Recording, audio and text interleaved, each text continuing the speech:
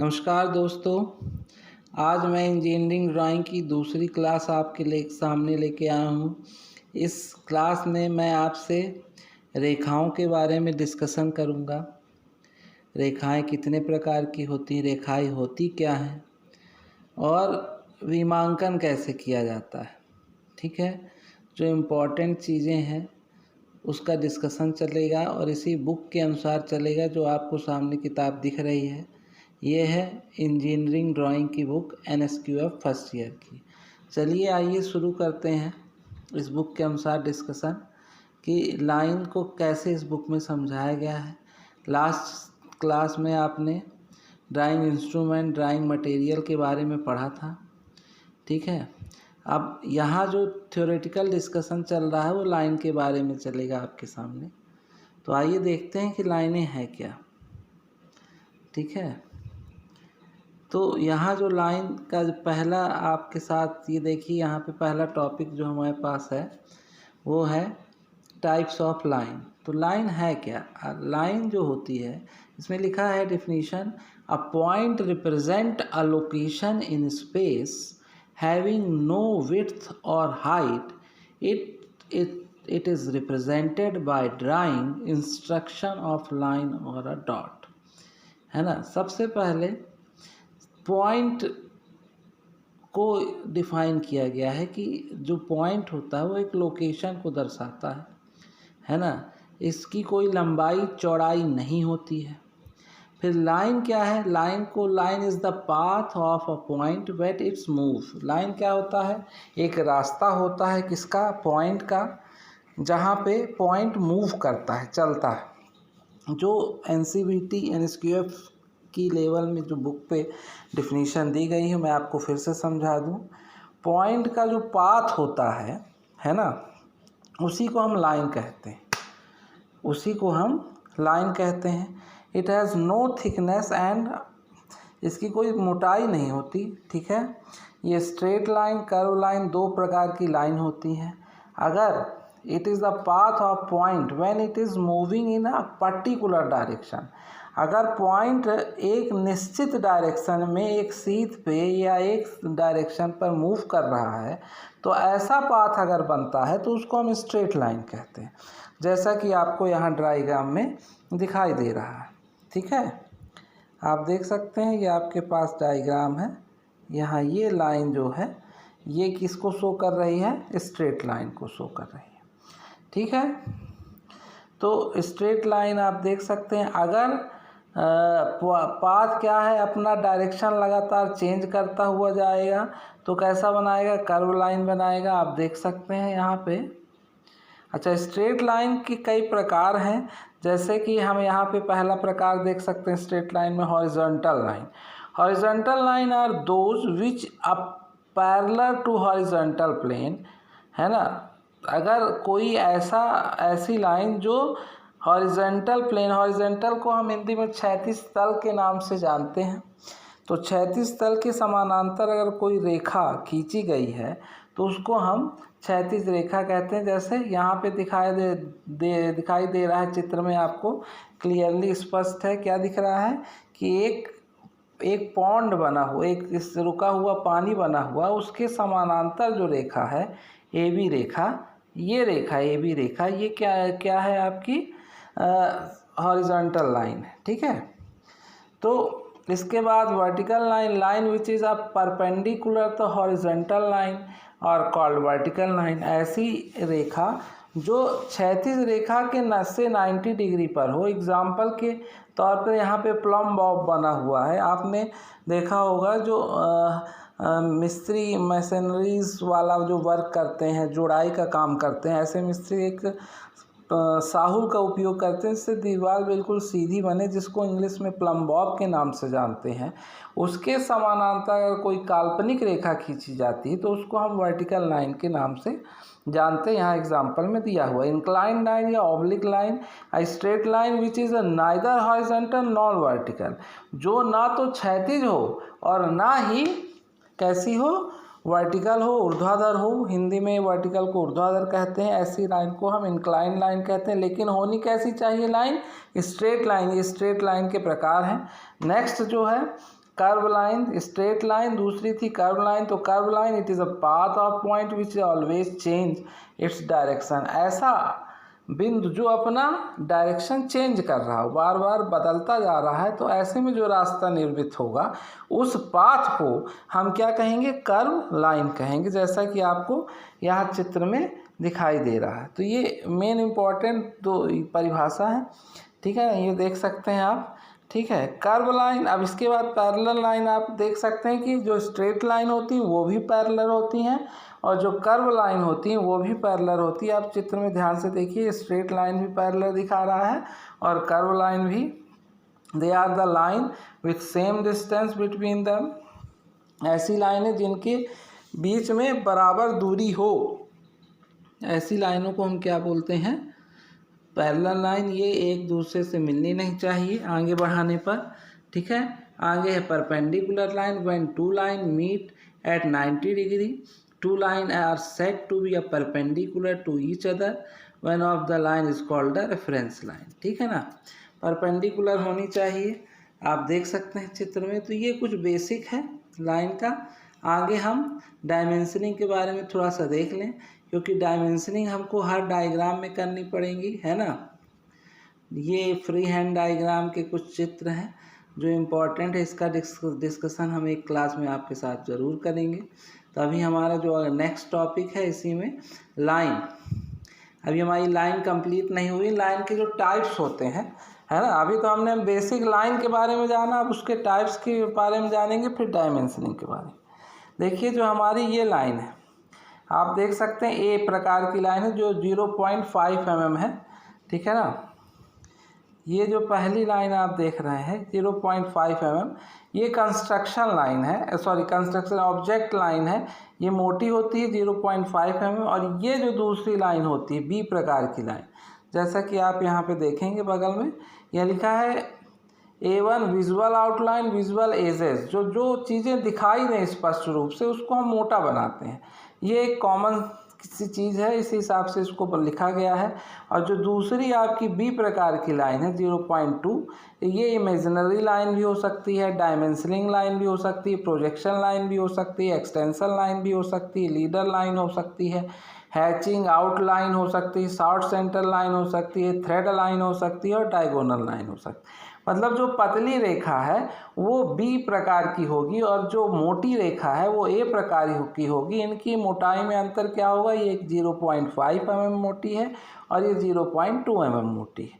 जो सी प्रकार की रेखा है ये कंटिन्यूस थिन और फ्री हैंड लाइन होती है।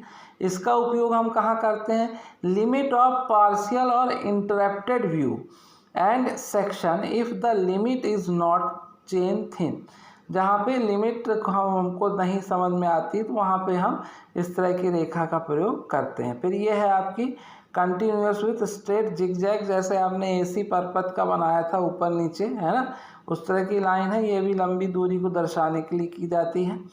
फिर है डैश थिक, इनकी मोटाई देखिएगा 0.2, 0.2, 0.3 डैश थिक लाइन है।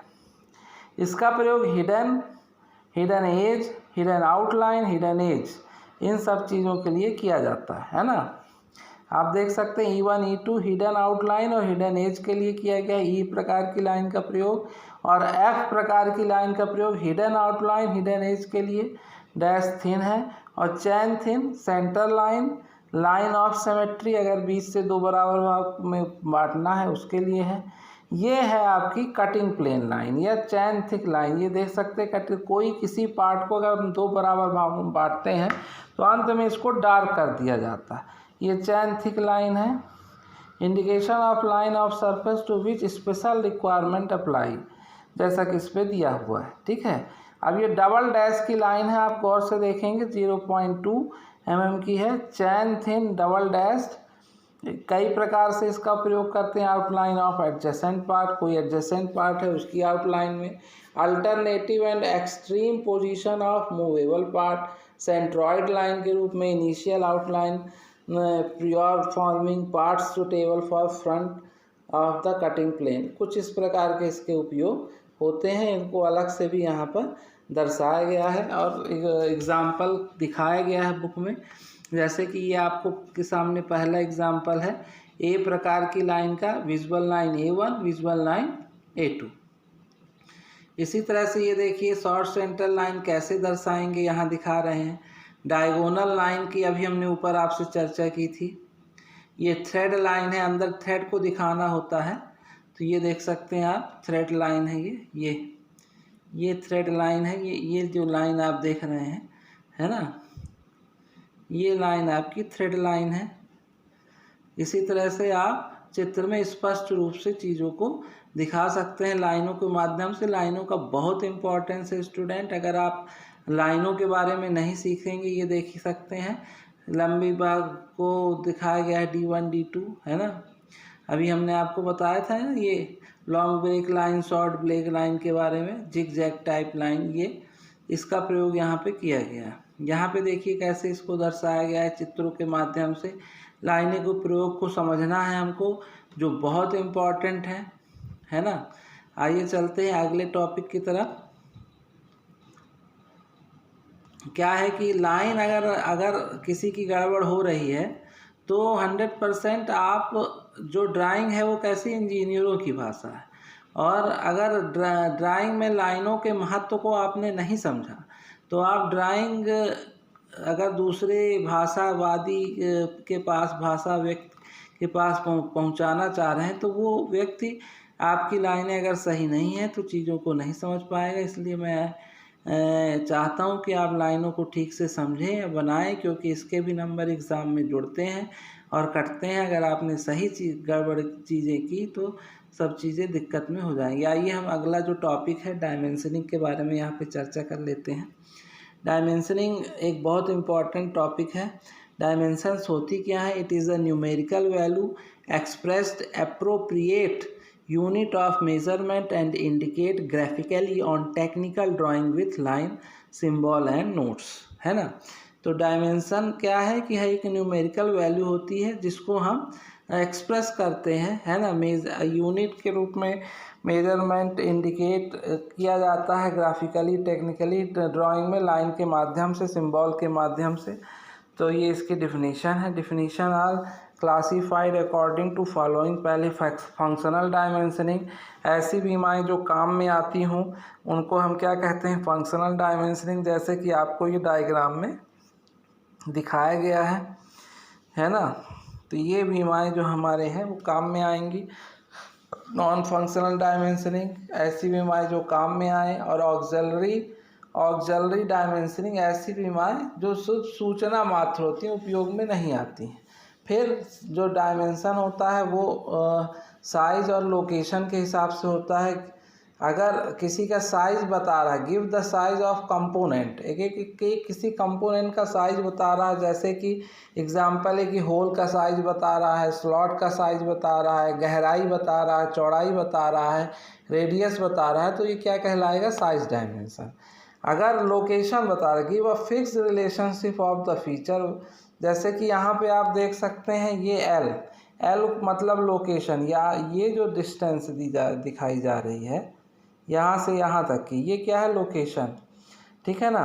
और ये जो गोले का साइज है ये क्या है? Size dimension. ये क्या है आपका? Size dimension. और ये क्या है आपका? लोकेशन। ये क्या दे रहा है आपका? लोकेशन। ये लोकेशन है, ठीक है ना।